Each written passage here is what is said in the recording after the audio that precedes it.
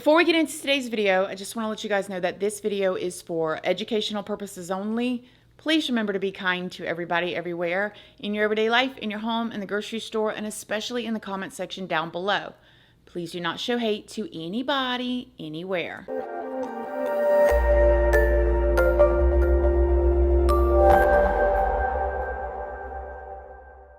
So good morning, good morning, good morning. How is everybody doing today? I hope you all are having an amazing day.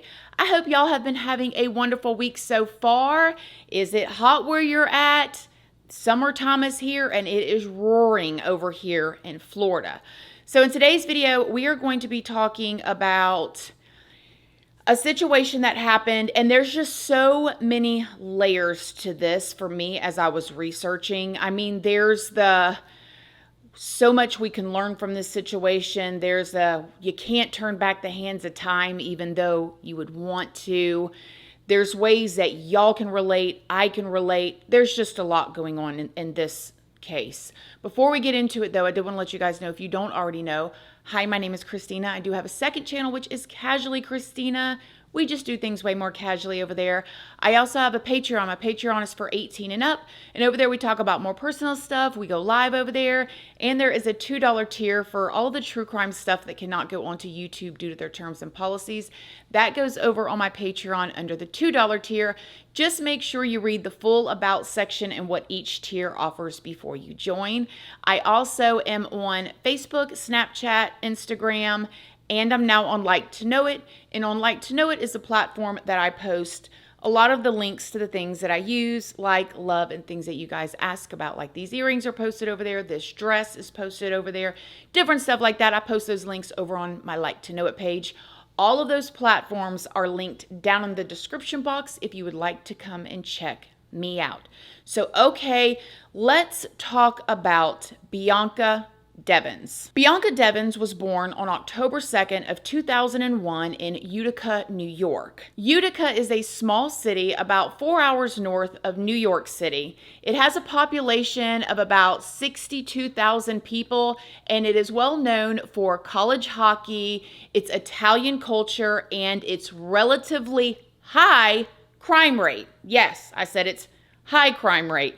But even with like this high crime rate that they have, many of the residents and the locals and people that have been living there a long time say that it is a wonderful place to live. Bianca's mother, Kim, she actually grew up in the exact same town and just a few blocks away from where she was raising Bianca. She ended up getting pregnant with Bianca when she was only 17 years old, and she had been dating Bianca's father, Mike, for only a few months when she got pregnant. Mike and Bianca's mother, Kim, attended the same Catholic school together. 2 years after having Bianca, Kim had a second daughter who was Bianca's little sister, and Bianca absolutely adored her little sister. Now, in 2010, Kim and Mike went their separate ways for the first time. They ended up going back and forth for a while, and it wasn't until 2015, though, that the two of them did end up splitting up for good. Kim says that Mike, Bianca's father, was emotionally and physically, we'll say mean, but you know what we're talking about here. And also, according to Kim, not only was Mike mean to her, but he also was allegedly mean to Bianca, who tried to always defend her mother.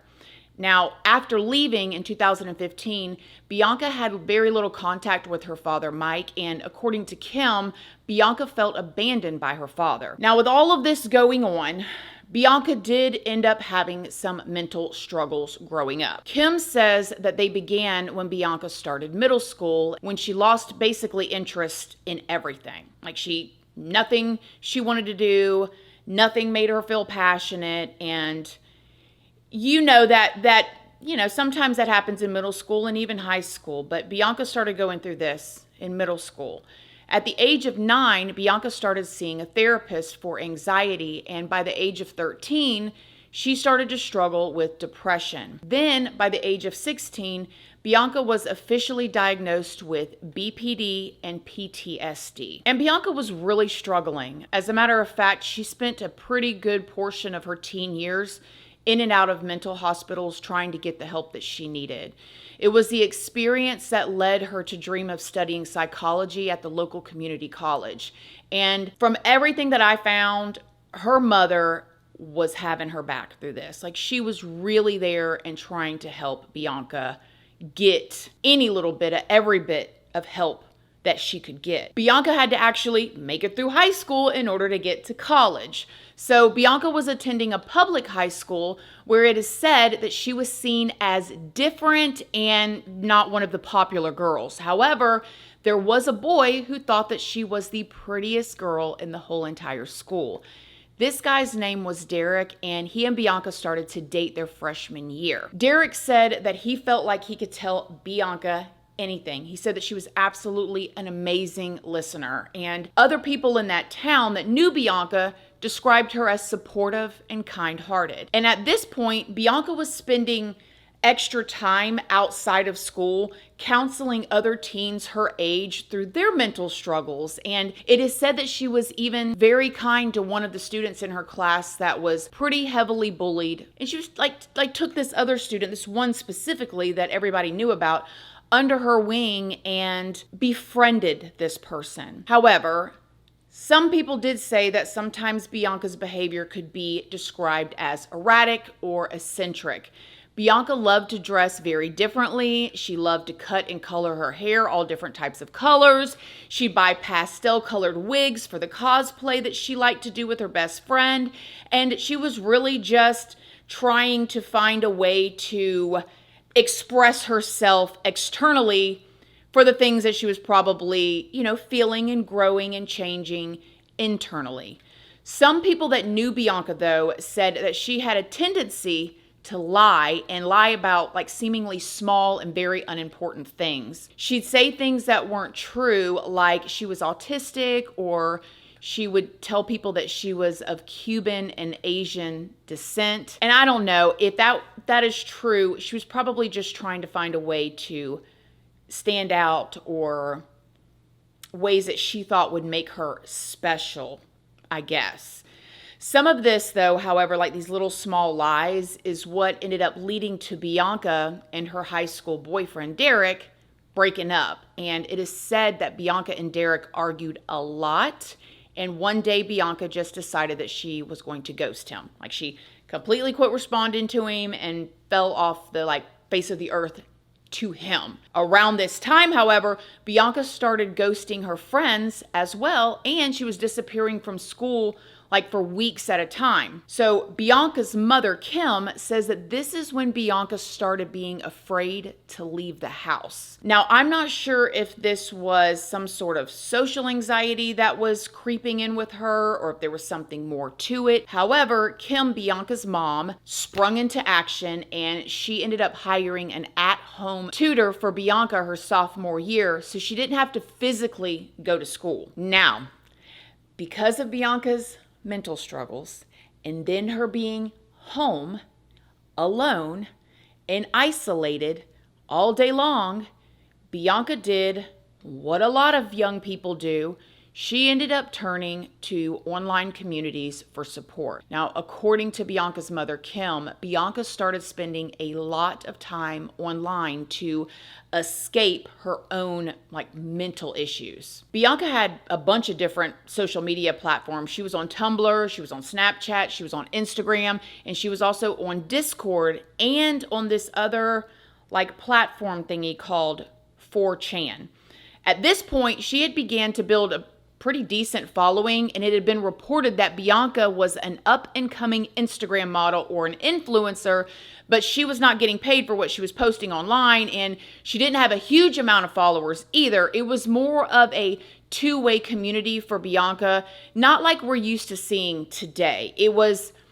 She was doing a lot of it for fun and for connection and building her platform and posting modeling-ish type stuff. Bianca's very beautiful, but it was just she was genuinely enjoying it. Now, of course, as a female on the internet, Bianca attracted the attention of some of her male followers who were referred to as orbiters. Now, when I was looking into this term orbiters, if y'all have never heard this before, because I have never heard of it before either until I was researching about Bianca, there's a couple different definitions, I guess people would say. I found one video where a guy was describing orbiters as like men that just keep circling and coming back into your life. They're called orbiters. We call those guys orbiters. They're orbiting around you, waiting to get at you. However, there's other kinds of orbiters.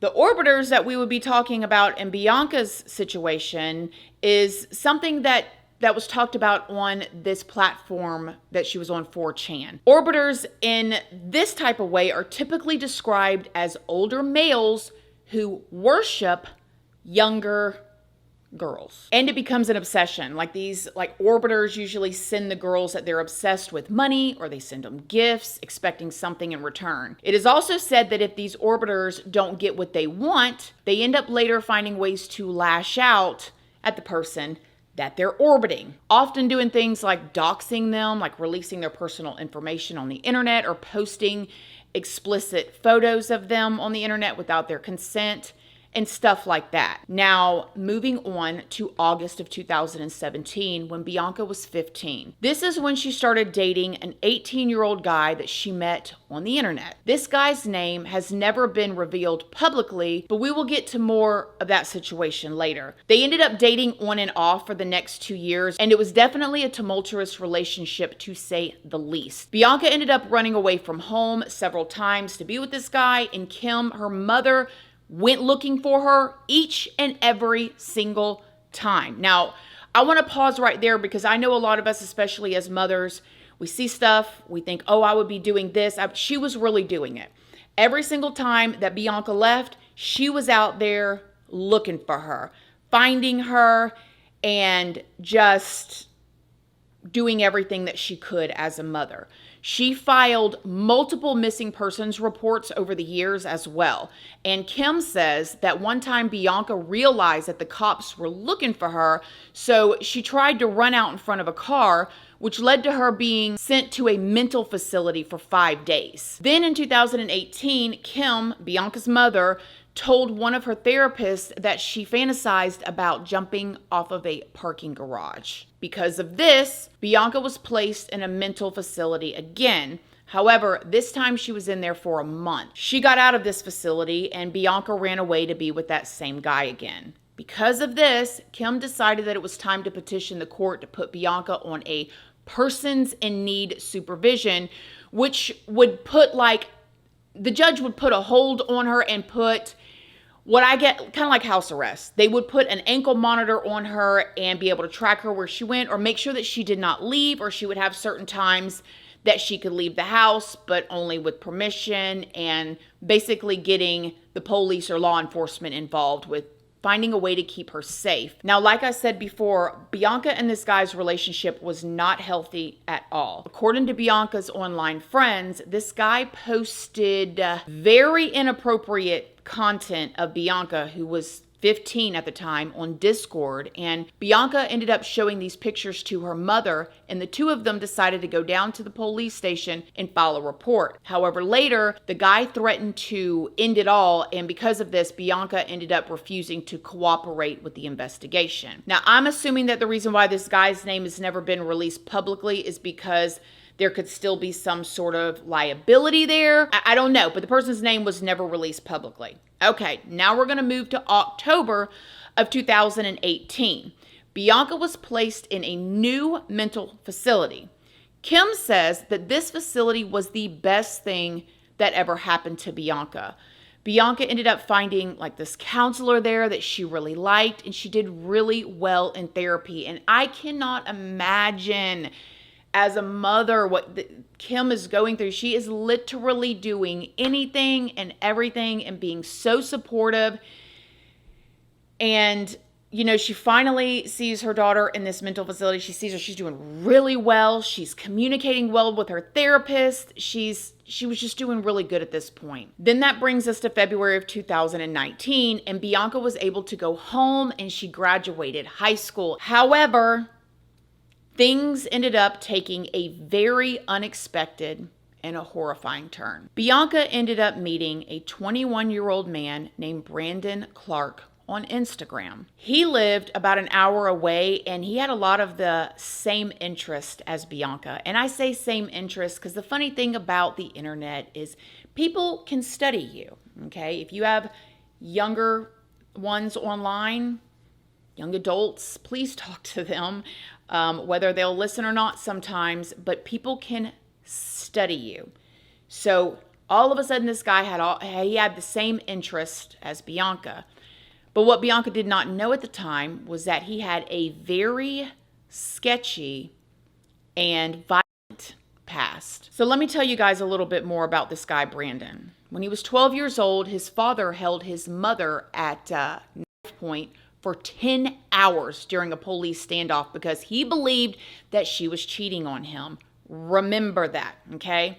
This incident led to his father spending time in prison. Now, Brandon's mother, she later ended up getting arrested herself, which then that put Brandon in foster care.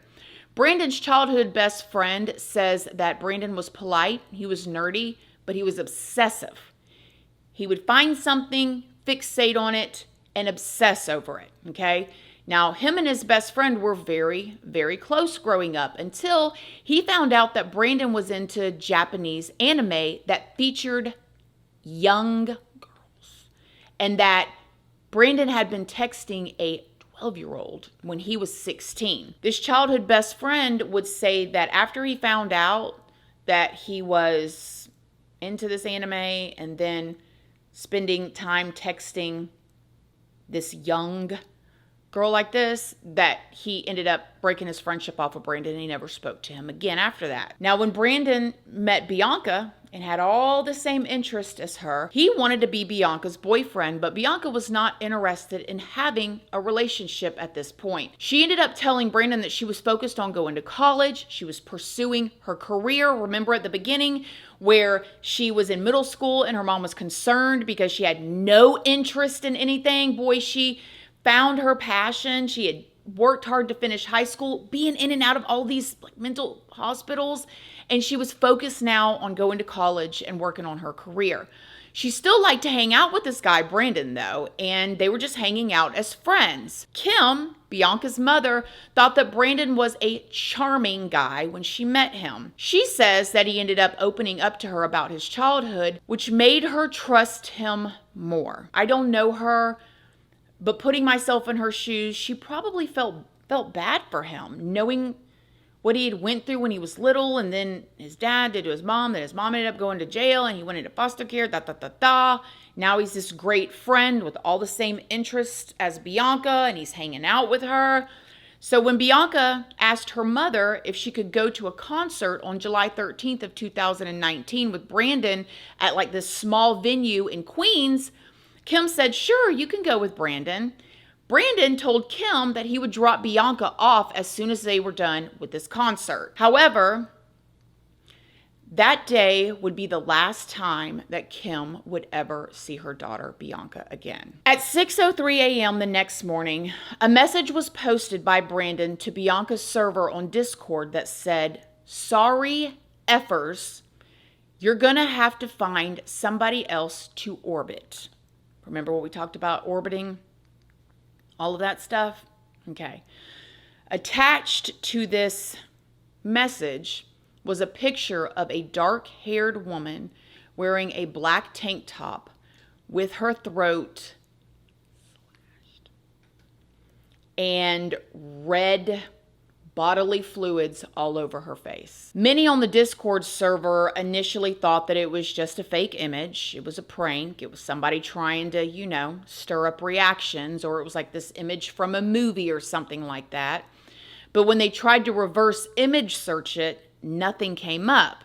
So they started to get really worried. When they asked Brandon where the picture was taken, he said that it was taken in his car. Everyone on the server started freaking out at this point, and they were very, very concerned for Bianca. By 7:21 a.m., the local police department started getting calls from all over the country reporting that a disturbing picture of a female named Bianca Devins had been posted to this Discord. Some of the calls were also from family members of Brandon.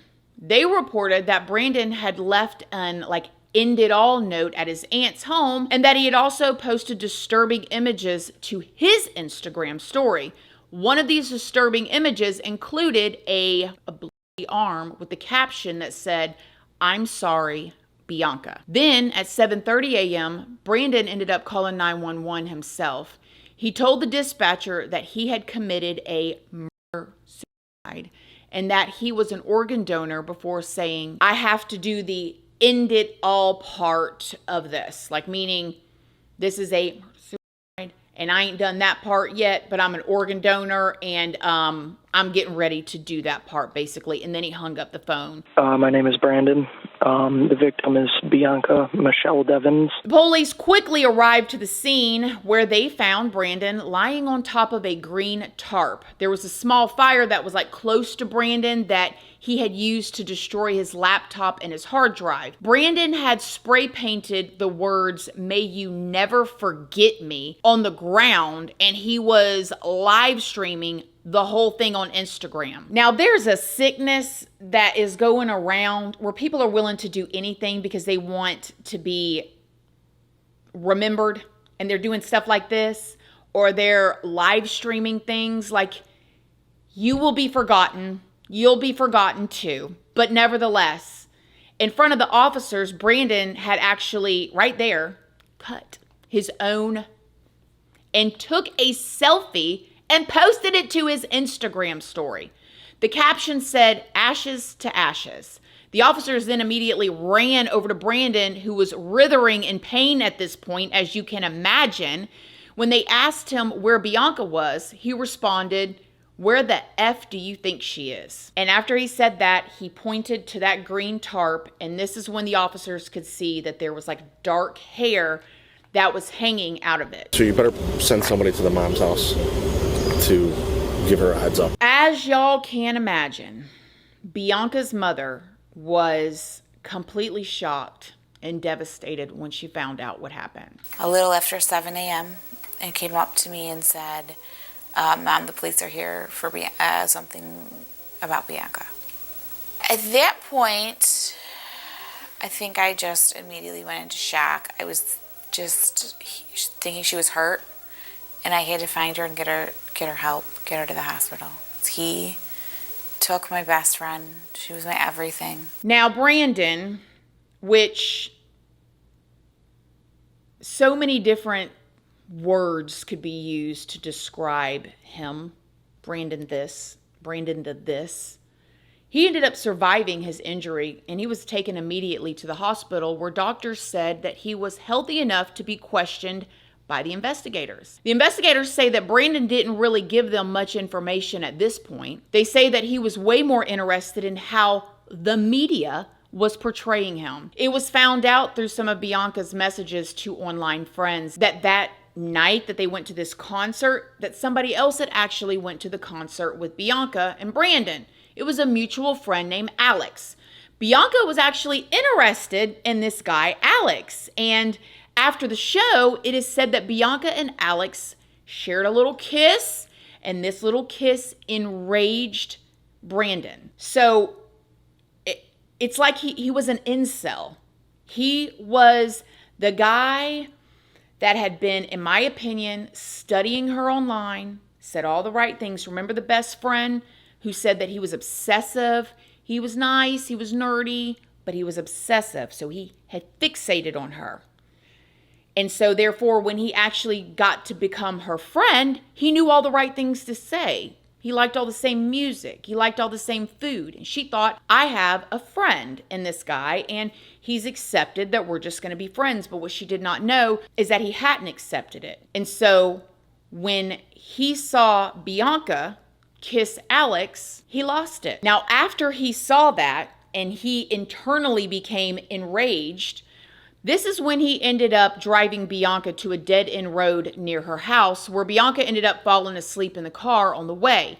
As Bianca was sleeping, Brandon set up a camera on the air vent of his car, and he hid the knife behind his seat. Then Brandon woke Bianca up and confronted her about this kiss again. Now, all this while it's being filmed. Bianca like taken back by all of this, apologizes to Brandon. And this is when Brandon tells her, sorry is just not enough.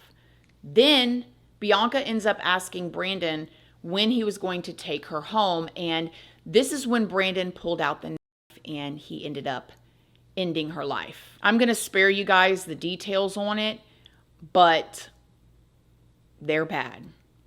After Bianca ended up passing away, this is when Brandon started setting the scene and he began posting pictures on social media like we had talked about earlier. Brandon was charged with murder and he pled not guilty. Brandon's lawyer said that Brandon was having an extreme emotional disturbance after seeing Bianca kiss someone else, and that's why he did what he did. Like millions, maybe billions, don't have that feeling probably every single day. But that was his defense.